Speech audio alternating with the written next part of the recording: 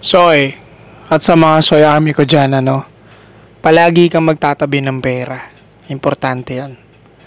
Kahit sabihin pa natin maliit yung sahod mo, malaki, lagi kang magtatabi ng pera.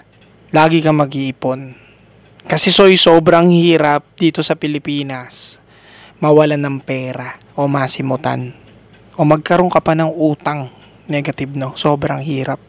Hirap lumapit sa tao, hirap makiusap kasi nakakahiya, 'di ba? Lalo na kung kagaya natin na ma-pride, ganun, ma-ego ka, nakakahiya. So, hangga't kumikita ka na maayos, lagi kang magtatabi ng pera.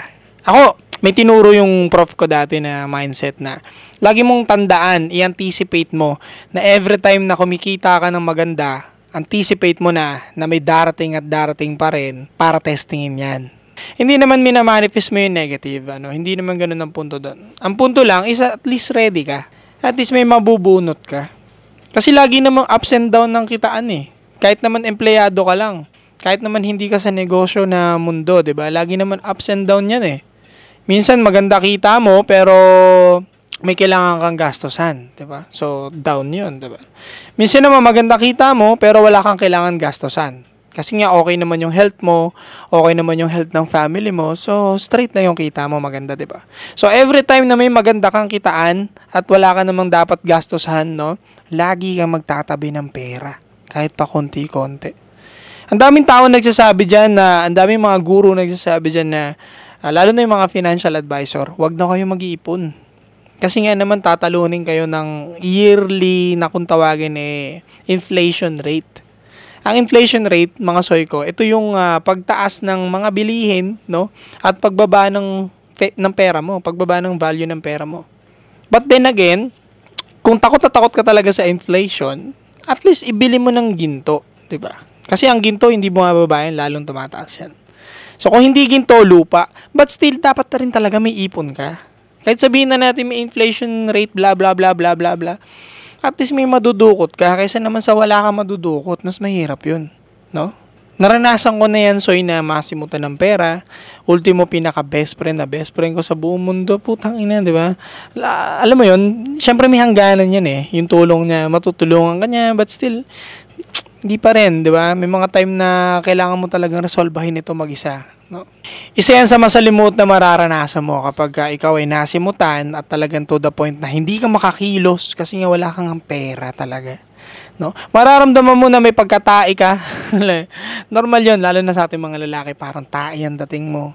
Ganyan, konti lang ang mga taong gusto kang makasama, di ba? Limitado na kasi wala ka naman pera. Doon mo marirealize na yung dami ng kaibigan mo na, ba, mga 30 sila, 40, maglo-lose down yan, magka-cut down yan. Hanggang sa mauuwi na lang yan sa 3, 2, 5, marami na kung may 5 ka pang friends na solid pagdating sa ganung part, So, huwag mo nang paabutin pa doon, 'di ba? Hangga't maaari, ngayon pa lang kumikita ka naman na maayos, lagi ka mag-save ng pera. O kung takot ka talaga sa inflation, yung perang sinesave mo, i-invest mo sa mga bagay na hindi naman risky.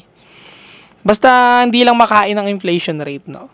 Again, iba yung pang emergency fund mo sa perang pampakawala mo talaga sa shitty life na 9 to 5, 'di ba?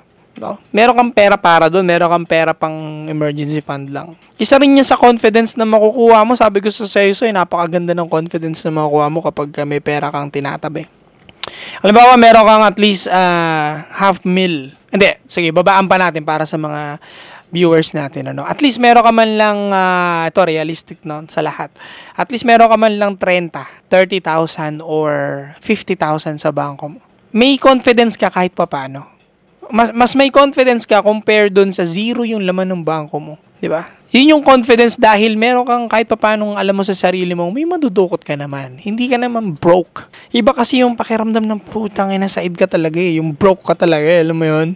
Iba yung confident nun. No? Iba yung confidence nun. So, iba din yung confidence pag may pera ka. What more can you imagine kung milyon na yung pera mo sa bangko? Hindi mas lalong katakot-takot na confidence ang may dala-dala ka. Diba? Iba rin kasi yun. Yung secure ka. No? Yung pera na sinasabi kong ipunin mo, itlagay mo sa bangko, at least pang confidence mo lang siya, pang panatag mo lang siya ng loob mo na okay, Madudukot ako kahit anong mangyari.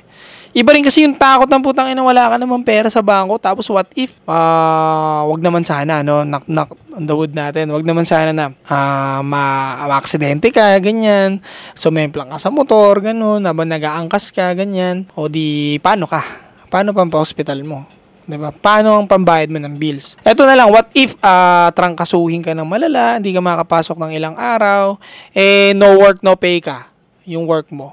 At least may ibang sustento ka sa sarili mo. Confident ka, di ba? Na matatawid mo yung trangkasong nararamdaman mo. Napakaganda talaga ng may tinatabing pera. No?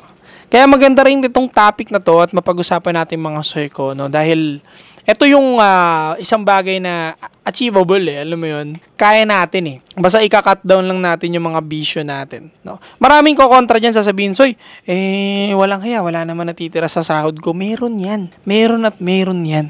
Kinasabi ko sa'yo, baka pag chinek mo yung binreakdown mo, sinulat mo lahat ng pinagkakagastusan mo, magulat ka, may mga walang kwenta doon na dapat mong tanggalin, di ba? Meron at meron pa rin natitira sa'yo. Kahit sabihin natin 100 lang natitira sa'yo, itabi mo. Diba? Kahit sabihin natin 300 pesos lang natitira sa akin, so itabi mo. Sabi ko nga sa'yo, wala akong pakialam malaki o maliit yung natatabi mo. Ang importante, may natatabi ka. At nasasanay ka mag-save ng money. Yung habit kasi na yun ang pinakamahalagang makuha no? Kung habitual ka na nagsisave ng money, hindi mo nararamdaman palaki na ng palaki yung kaya mong itabing pera, 'di ba? At sa mga nagsasabing wala talaga natitira, make sure mo lang muna talaga sa sarili mo na i-breakdown mo lahat ng gastos. At talagang siguraduhin mo na talaga yung lahat ng gastos na yun may kwenta. Kasi baka mamaya, meron dyan, 500 pesos sa vape. Diba? Isipin mo, sa vape pa lang napakagastos na. 500 pesos ng 500 pesos yan. Yung disposable na yan, diba? Sa isang linggo, nakakadalawa ka minsan kung matakaw ka mag-vape. O di 1,000 na yun sa isang linggo. Sa 4 na weeks na meron sa isang buwan, edi 4,000 na yun. Isipin mo kung natatabi mo buwan-buwan yung 4,000. Hindi ka nagbe-vape, di ba? Kinuwit mo yan. O hindi mo kaya kasi mahina ka. Anong problema sa'yo, di ba? So, 4 times 12, edi magkano na kagad yung natatabi mo, di ba? Isipin mo kung nakaka-save ka ng 4,000 a month. Sa isang taon, meron kang 48,000. O, di ba? Kahit pa paano, meron ka na save, di ba? At isa pa dyan pag-usapan natin, no, is yung kung paano mo tatanggalin yung mga bisyo. Kasi maraming mga bisyo dyan na akala mo napapasaya ka nila, hindi. Mas nagkakos pa yan sa'yo ng greater damage, no. Ayan na, especially yung nabanggit ko dyan, yung vape, kailangan mo i-cut down yan. Kung madalas ka nagiinom, hindi mo talaga ma-zero yung pag-iinom mo, at least, wag mong dalasan, di ba?